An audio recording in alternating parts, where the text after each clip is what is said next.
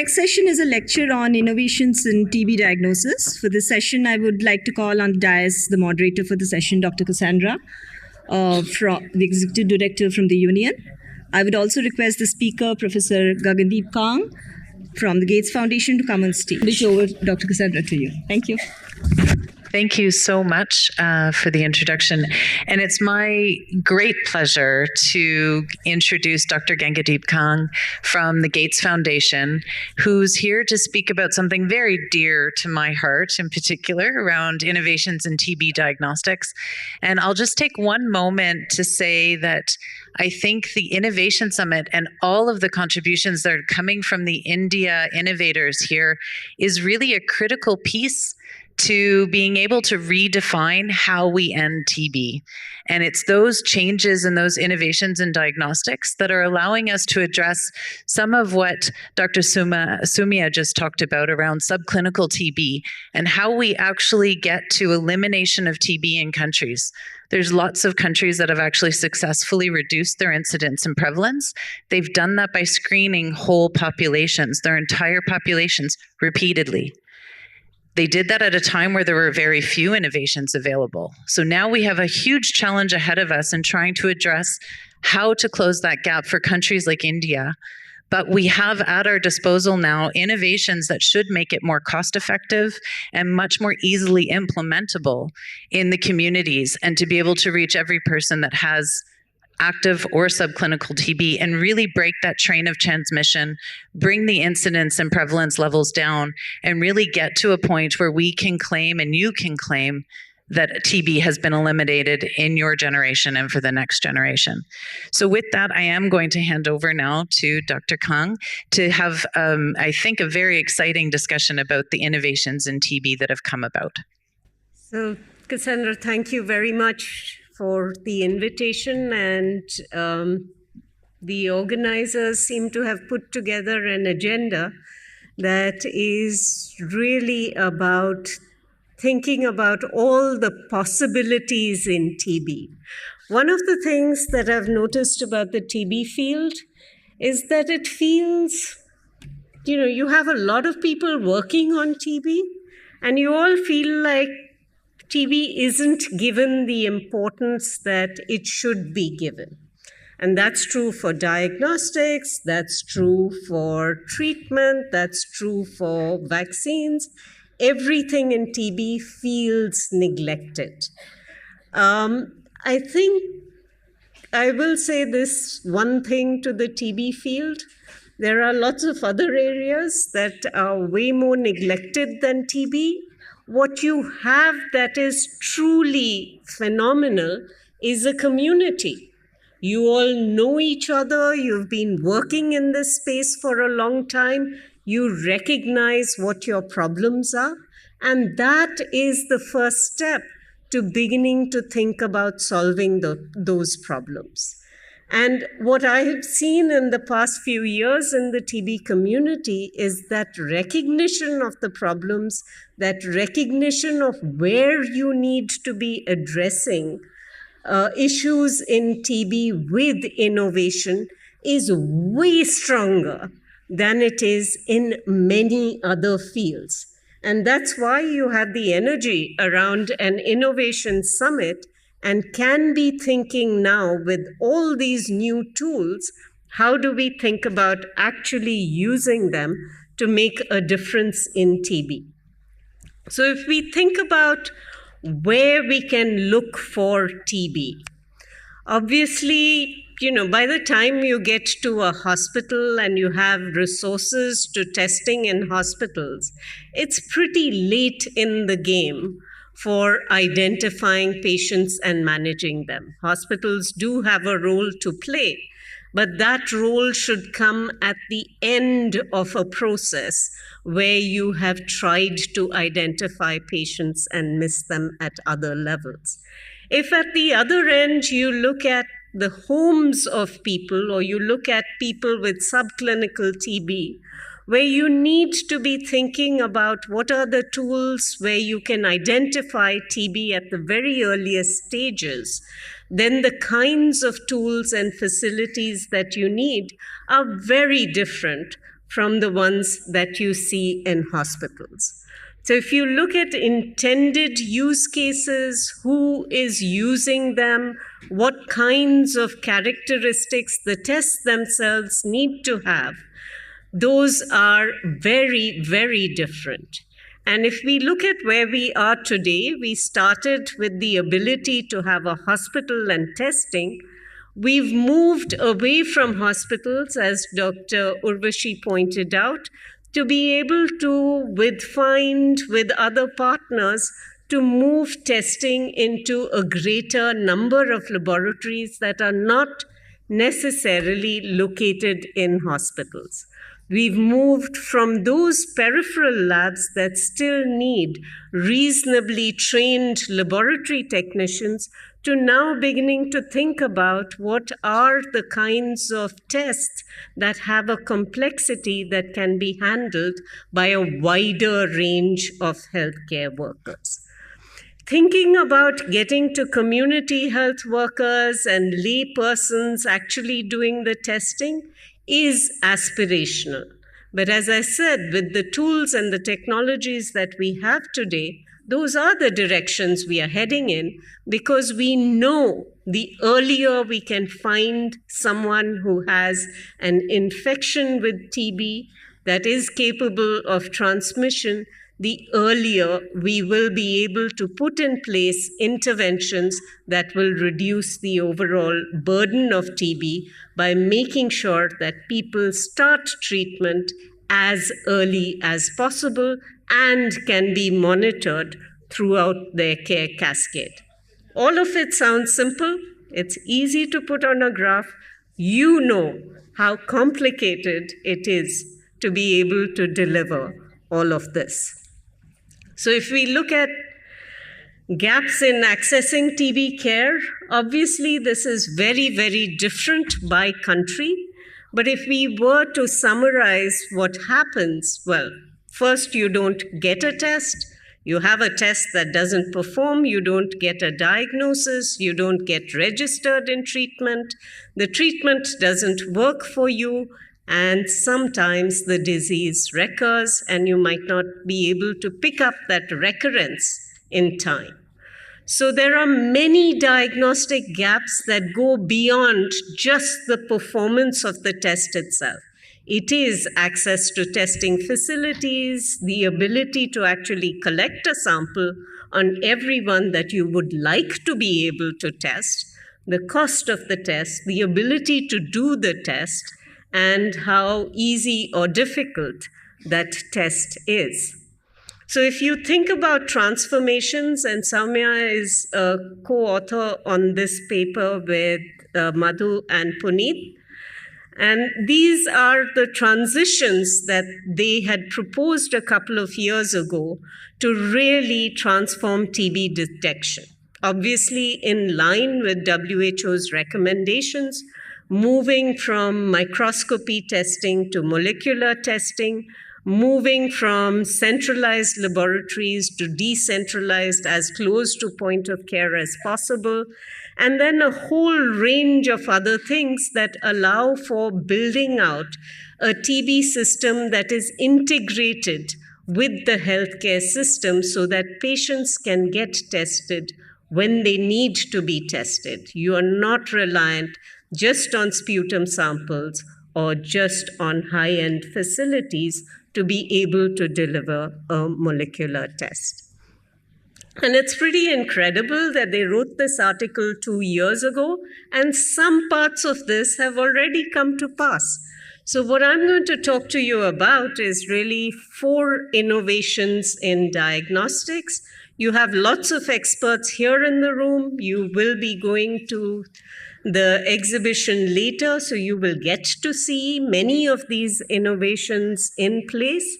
But so this is a relatively high-level summary of what has happened in the recent past. Now, one thing that has really changed is thinking beyond sputum for sample testing. And this came to some extent from the testing that was done during COVID. How many of you had a nasopharyngeal swab done? Yeah, uncomfortable. So the switch to nasal swabs, which are a little bit easier to be able to collect, allowed for self-sampling, was a humongous difference. For somebody who has to produce a sputum and struggles to do it, induced sputum, gastric juice, AFB, all the stuff that we grew up with in medical school, those are hard specimens to collect. So if you can come up with an easier specimen, a tongue swab, for example, if you could look at exhaled breath as a sample that is collected on a variety of masks that are currently being developed, or if you could look at a urine specimen, those would make TB testing so much easier. And there has been tremendous effort in the last decade, amplifying in speed and scale over the last few years in these areas. Now, this, of course, allows you to address both pulmonary TB and, in the case of LAM, potentially extrapulmonary TB as well. So if you have patients who have HIV, you have the elderly, you have children, this is very useful for them. But if you're thinking about people who don't actually have symptoms at all, you have the potential to now make these not just into diagnostic tools, but also into screening tools that could be utilized in communities. So if we think about non-sputum testing, one of the world's experts on non-sputum testing, Amy Stedman, who has supported people to test this here, is in the audience. And for people who are interested in thinking about alternate sample types, you should reach out and talk to the people who are here to understand both the challenges as well as the value of collecting specimens that can allow you to expand testing in multiple ways. The sample testing, the sample processing become easier. You can deliver results to patients much faster, and it allows you to actually think about screening on scale with a molecular test, which you would not be able to do if you stuck just to sputum. Now, if you look at what happened during COVID, right? During COVID, one of the things that was truly innovative was the ability to repurpose laboratories that were doing PCR for other things for COVID testing. Now, COVID was new, tests weren't available, testing facilities weren't available. But if you look at this map of India, which was produced by ICMR, where they took one testing platform and looked to see the kind of reach it had across India, it showed you what was possible with just one modality of testing. Now, with the work that FIND has been doing on diagnostic network optimizations, with the work that partners have been doing about how to get testing to as far out in the periphery as possible, I think we really have the opportunity to use our learnings from COVID, from the work that has been done in TB recently, to be able to address the gaps that we have with the use of the WHO recommended diagnostic tests. 100% NAT, Dr. Urvashi told us we are already at 70%. Somehow going from where we were to 70% in 100 days tells me that 100% is something that can be done. And it will require all of us working together, supporting the program to be able to do that. If we think about India's ability to innovate in diagnostics, this is the example of the INDEX platform, indigenization of diagnostics, which was supported by the Principal Scientific Advisor's Office. In Bangalore, CCAMP aggregated diagnostic manufacturers from across the country and basically increased the scale of production of PCR tests in India. You might remember we were desperate to import tests. They were really expensive when they first came in. There were shortages. But this is what happened from April 2020 to July of 2021. We went from tests costing $60 to tests that came down to $4. Subsequently, we were able to get tests down to less than $1 a test in the public system. So this is the power of Indian science and technology, Indian R&D, Indian industry working together to be able to deliver on a project in mission mode. There is, of course, absolutely no reason why we can't do that for TB, and several companies that we've heard about today have already stepped up to do that. Now, there are many use cases that distributable PCRs or open PCRs could be used for in TB. You can look at diagnosis, you can look at mass screening, you can look at following up the chest x-rays to do confirmation of TB cases. You can look at these approaches for drug susceptibility testing, for treatment monitoring in a way that we don't do currently, as well as for surveillance. So multiple use cases if we have enough tests that are cheap enough for us to be able to use them freely instead of restricting testing because it costs us so much to test one person. Now, India, of course, has a buzzing diagnostic innovation system. We have a lot of tests that have been going through the ICMR pipeline. It's really been remarkable what the network of ICMR laboratories have been able to do for industry. And this is an effort that could, well, I'll say it does have utility for Indian industry today. What I'd really like to see is for this network to have utility for the world as well, to have multiple manufacturers from other parts of the world going through our systems for thinking about how tests could be used because they are rigorous enough for and producing data that will be accepted anywhere in the world. Now, we don't have just open PCR tests. We have a number of other tests available to us. We have a lot of people that are beginning to work on NAT on paper. So essentially, could you deliver a NAT that is exactly like the rapid diagnostic tests that we used during COVID? We already have multiple examples of low complexity NAT and moderate complexity NAT that are in use in some parts of the world. And then at the other end of the spectrum, we also have targeted NGS that I hope we will see used much more widely than it is being used today. So it should move from largely research and referral use to being something that is available and utilized as well as possible by the program. There are, of course, many near point of care approaches that are being evaluated for wider rollout. TrueNAT, which has been around for a while, is in its next iteration of Ultima. And there are many other, we heard about MyLabs as well, and there are other companies around the world working on this. So it becomes a matter of pride in many ways to see that Indian innovators are out there with other players in every platform space that we have today.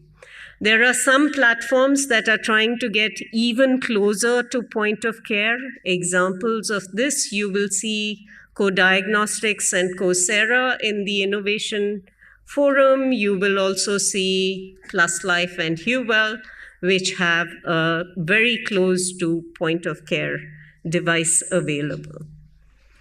We rely not just on tongue swabs and on sputum. We also think about non-invasive testing in the form of urine samples. We started off with assays that were the Abbott assays, performed well in some cases, were very valuable for certain kinds of patients. but not really something that was utilizable for every patient everywhere. And where we are today is that we are moving from tests that were early stage, first generation LAM tests, to second and third generation LAMs, which are tests that you can do that have much better results than we had seen previously, much higher specificity and a reasonable sensitivity so that you truly can use these as screening tools.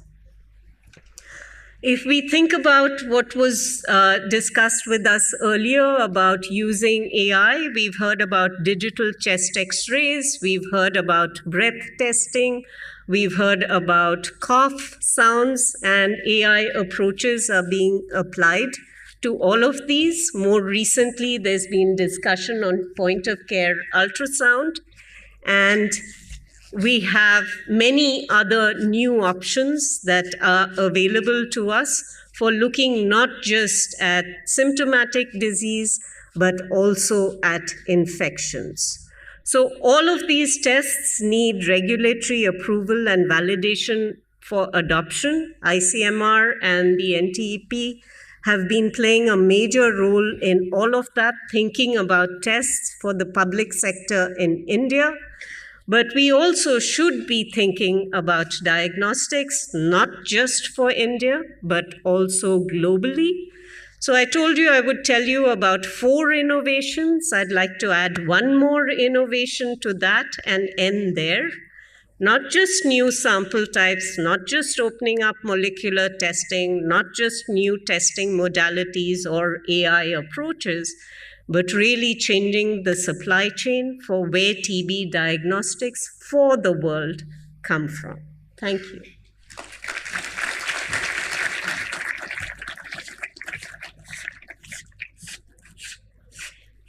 Thank you, Dr. Kang. I think that was a really wonderful summary of the different innovations and the different facets that we're all pulling together to be able to ensure that the TB programs have the tools available to really be able to eliminate TB. And so just a thank you to everyone in the audience and at the summit about the innovations that you're working on, because it's going to make the dream of ending TB an actual reality. And as Professor Mark said earlier, we have no more excuses. These are the tools that we need. They're at our disposal.